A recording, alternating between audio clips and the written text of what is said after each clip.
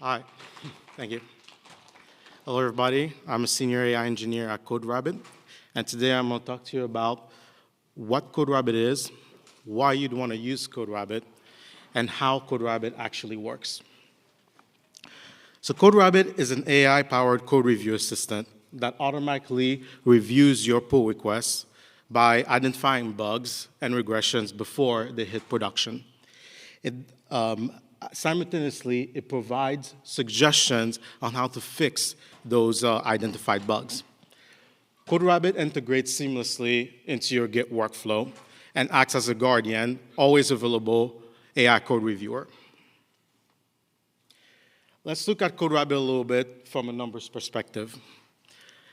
CodeRabbit has about 120,000 plus monthly active users. 13 million pull requests have been reviewed using CodeRabbit. And CodeRabbit is used by over 120,000 open source projects. On the other side, we also have a suite of trusted enterprise partners that also use CodeRabbit.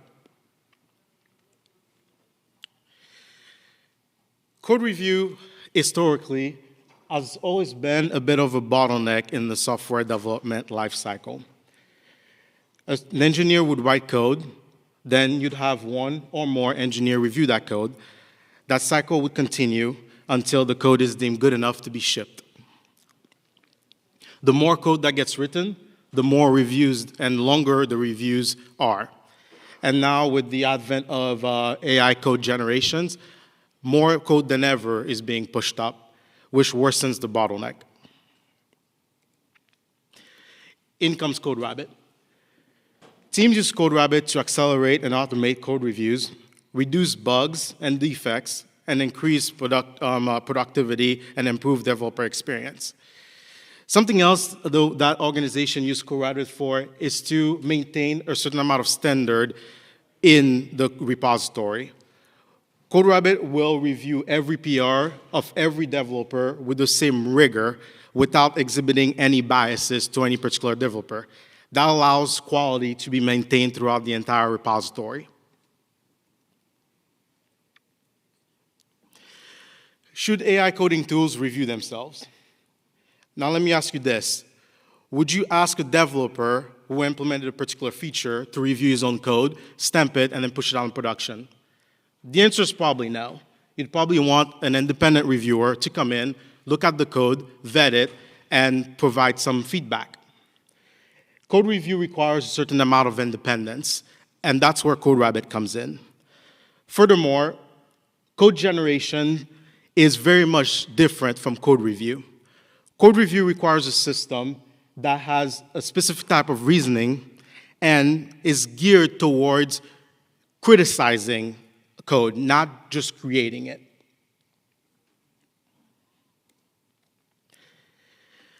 The new AI dev stack tool kind of looks like this at a high level.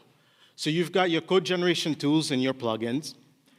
Then you've got your CI/CD.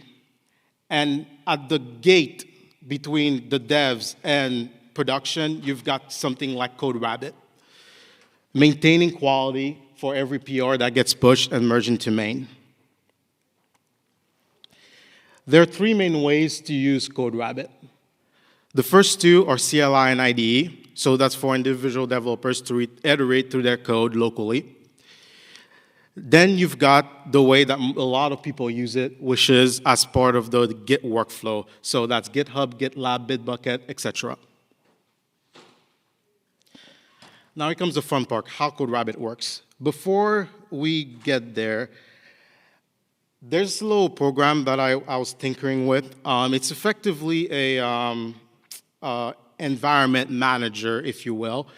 And I'm hoping to be able to use that, and while I talk about the context engineering portion, to have it run. So I committed the changes that were made, and now I can start a review. Hopefully I'm connected to the internet, and the review's starting. Cool. So how does CodeRabbit actually work?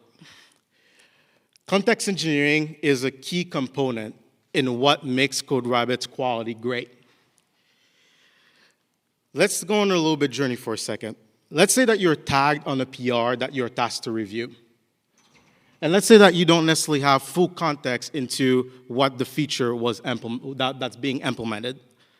How would you go about reviewing that PR? In no specific order, what you might do is that you might look at the PR description, you might look at the title, you might look at the change list, looking at the commit messages, the messages that are the comments that are on the PR. If you happen to find a linked issue, you might look at that issue, read it, see what the conversation was there.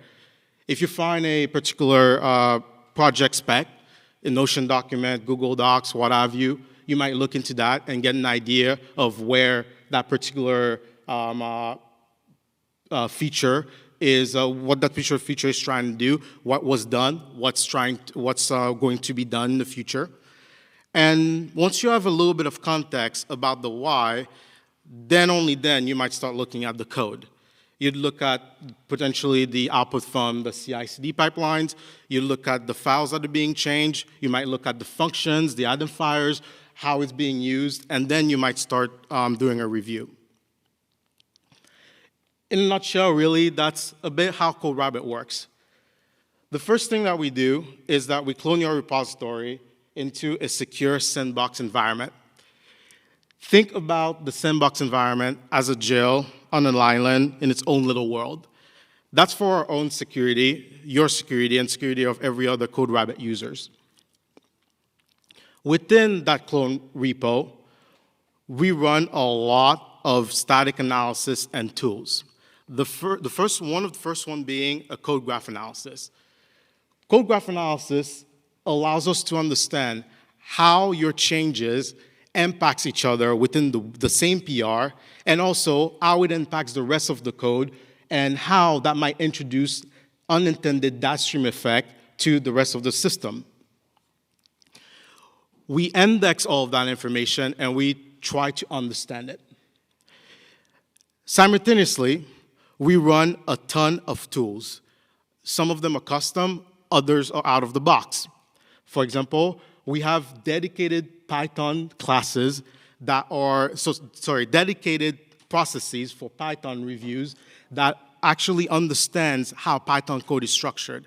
It understands docstrings, comments, it understands patterns, ND patterns, it understands best practices, it understands security issues that are related to Python. That combined with the knowledge of an LLM makes it a very powerful tool. With all of that, CodeRabbit has also a fully agentic loop whose entire job is to gather information. If you give us access through MCP to your Notion, your Jira, your Linear, your Sentry logs, CodeRabbit will try to synthesize the information that defines the PR and find things that are within your own documentation that relates to that PR. This is not just pattern matching. All these searches, all this filtering is done through semantic search to make sure that the most relevant information is being introduced into the review process. One of my favorite steps in the pre-review stage is path instructions. Like we talked about a little bit, code review is almost a little bit a personalized thing for a particular repo organization. Some repository, for example, would want to emphasize something like context management. They'd want to emphasize things like the way you log. Maybe you want to emphasize tab versus space. I don't know, that's a joke. But the way that CodeRabbit, the way that you can tell CodeRabbit to pay attention to these things is to pass it through Python instruction and coding guidelines. It then grabs that, passes it to the reviewer stage, and takes action while doing the review. One thing to keep in mind with context engineering is that too much context, it can be very detrimental to an LLM. Too little context can cause it to hallucinate. It'll have to fill in the gaps and just go down a rabbit hole that may not even exist. The right amount of context can also be detrimental. Where CodeRabbit operates is the right amount of context and the right context.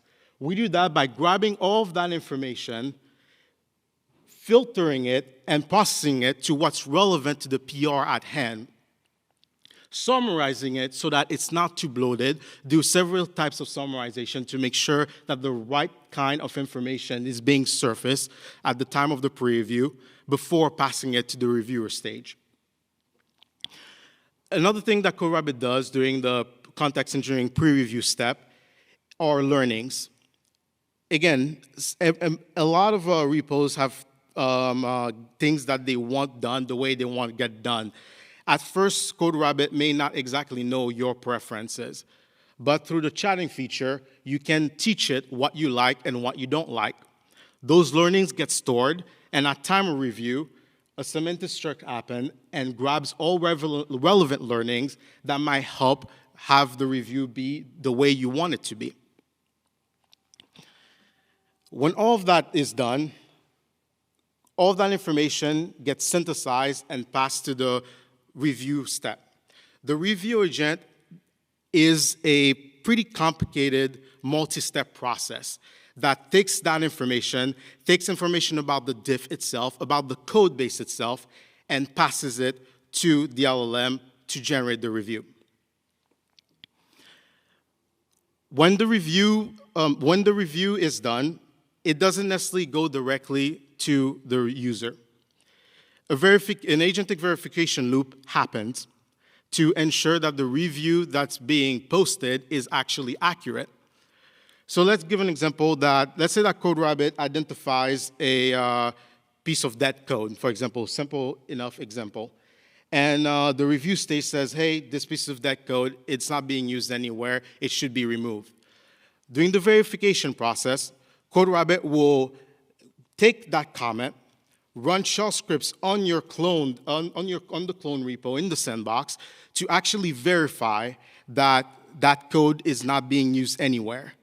And if that is verified, it'll show it to the user, otherwise it'll be dismissed. Other issues that the verification agent can catch are things where it needs up-to-date information, so running web queries, or verifying some of the intent behind the comment by looking again through your own documentation. Then that particular comment will be passed to the user to act or not act on that. The fact that CodeRabbit takes 5 to 10 minutes to run a review is not a hoopsie. It's by design. One of my mentors, Dad, used to tell him when he was a kid, less haste, more speed. With a little bit of patience, you can move faster. And more importantly, you can move faster in the right direction. Outside of the review process, within CodeRabbit, we run quite a bit of evaluation on the system itself. The way that CodeRabbit runs evaluation is that we have a set of about 300 PRs where a particular bug or multiple bugs have been injected within that PR. The PRs range in complexity and programming languages. From those 300 sets of PRs, we've identified 25 of what we call the hardest PRs that we have. On a daily basis and on major model changes or prompt changes, we run our main or the feature branch on those PRs to try and catch regression before they hit production. The thing is, one thing that we do well is to accept that the metrics that we may be tracking today may not work for 2 weeks from now with the new model release. There's always a trade-off on the other hand. There's absolutely no free lunch. A model may be extremely fast, but terrible at finding certain type of bugs. Another model may be excellent at finding bugs, but it's a little bit too verbose. And now guess what? You have a new metric that you need to track. So if you release a prompt change or you use a new model and you try it on production and you look at it and you say, well, the numbers go up, everything goes up, it must be good, you're probably missing something. There's no free lunch. Always pay attention to what you have. Look at the logs, look at the thinking, look at the way the different processes work together. And I'm sure you'll find something that you'll need to tweak. So now, let's see. I think that the review should have finished. So yeah. So this is CodeRabbit on VS Code. This is an example of how you can use CodeRabbit locally. And as you can see here, it found a particular issue. By the way, this is code that I implemented earlier this morning, and I just wanted to have that for this demo. Let's see on fixer.py. Okay, so it found no comment. So far, it just found the one comment in that particular file and seven different nitpicks, things that you may or may not want to take care of. Now, let's say that this particular issue you want to implement. CodeRabbit also provides something called Prompt with AI, Prompt for AI agents, I should say. So you can click this Fix with AI, pass it on to your favorite AI agent, and run it. And so what that'll do is that it'll apply the fix based on the context provided by CodeRabbit. So something else that I wanted to show here is this. This is a pretty cool video on how people use CodeRabbit with their favorite code generation tool, in this case, Cloud Code, in order to iterate faster. So he's gonna speed run through the example. So here, the person is querying CodeRabbit to review and tells the agent to go ahead and address the issues found by CodeRabbit.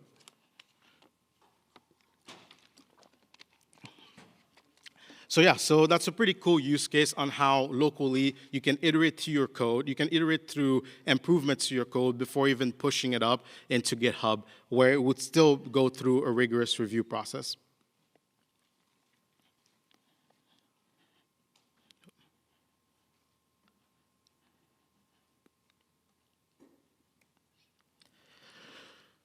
So some impacts from CodeRabbit by integrating it to your workflow is that it cuts the time to first code review by 60%, it makes it 60% faster.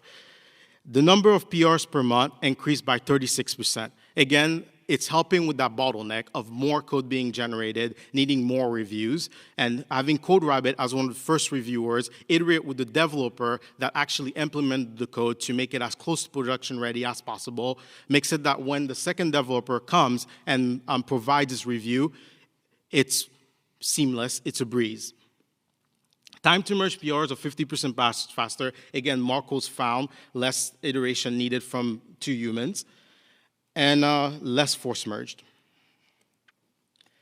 Just a little bit about plans and pricing. Again, CodeRabbit has a very great relationship with the open source community. So if you've got a public repo that you're using, you should be free to use CodeRabbit, setting it up, and there's absolutely no restriction. You get exactly the same thing as everybody else gets. From the pro reviews, it's per month, per seat. You get the things that are listed. Just a slide just so that you know. And obviously, enterprise customers will get this list of features as well. CodeRabbit has a 14-day free trial if you're interested in signing up. And obviously, we have a lot of documentation online, and we'll definitely help you set that up too as well. Thank you.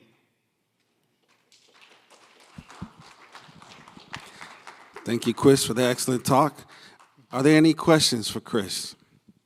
We have one here in the middle. Thank you for your talk. My question is, how resilient is CodeRabbit against possible prompt injection attacks, or have you seen them in practice? Yeah, so CodeRabbit, any kind of user input that gets passed into CodeRabbit gets sanitized. So it's treated as effectively untrusted code, untrusted natural language, what have you. And also, the fact that a lot of the things that are related to the code gets run in the secure sandbox, it also protects you and other folks from any kind of bad actors. Thank you. We have one more here in the front. Actually, my question is more The mic like... is coming. The mic is coming. Sorry, thank you. My question is more related to what kinds of best practices is CodeRabbit looking for? And I'll give you a specific example. If you are vibe coding and you want to connect to S3, it's going to write some raw connection to S3 based on typical connection to S3, right? However, in our code, we actually have a client to connect to S3. We've already written a battle-tested client, right? So we want everybody to use our client. Can you get CodeRabbit to review code for those kinds of big picture approaches, like always use our client if it exists, always use Pydantic models for inputs and outputs on requests, right? Things like that. Yeah, so when you review code with CodeRabbit, some of your code gets indexed, and CodeRabbit knows what exists in your repository. So let's say that somebody else comes in and tries to write new code. There's a good chance that CodeRabbit might notice that from either a previous PR, a previous issue, a previous comment, that that's already been done, and flag that as redundant code. If you're talking about best practices in the sense of that there's a right way and wrong way to do it, CodeRabbit might look at the particular change that's happened, then do a web query to ensure that it's following the best standard from Amazon, Google, whatever, what have you, depending on the client that you're using, and try to flag that and tell the developer that, hey, you're not using best practices, and here's the reason why, and here's the resource. Does that answer your question, or? Sort of, but I think sometimes, like, if you're looking at what's on Stack Overflow as a best practice for connecting to S3, right? It wouldn't be use your custom client. It would be a very different set of code that could then get injected into your code. Just CodeRabbit have a feed, like a post to be like, hey. Oh yeah, so. What I do. Is CodeRabbit looking at that? Yes, so CodeRabbit does have that. So we call that code guideline. So if you have a comment MD file, that gets automatically ingested within our system as what you prefer. So at time of review, if the code being touched is related to, as any kind of relation to what's inside of the cloud.md or whatever document files that you have, CodeRabbit will pull that in and make sure that that's being followed. So you can do that through either a cloud.md file, a path instructions, something along these lines. One more question. I'm using CodeRabbit in a starter repo right now. I notice a lot of times it gives a suggestion, but I'm wondering if you'll attribute it to where it takes the suggestion from, like from an index document, from a prior PR, or from, like, let's say, Bob has made this comment so many times. Like, does it do attribution in the comments? Yeah, so in the comments, it doesn't, that's an interesting question. I know that it does attribution on if it comes from your coding guidelines or your path instructions or static analysis hand or things like that. But if, let's say, it pulled an old issue or an old PR, and that's where it got the information in, then it should put it at the end of the comment. Most of the time, it'll say that's where it got it from. Yeah. Another question in the middle. Thank you.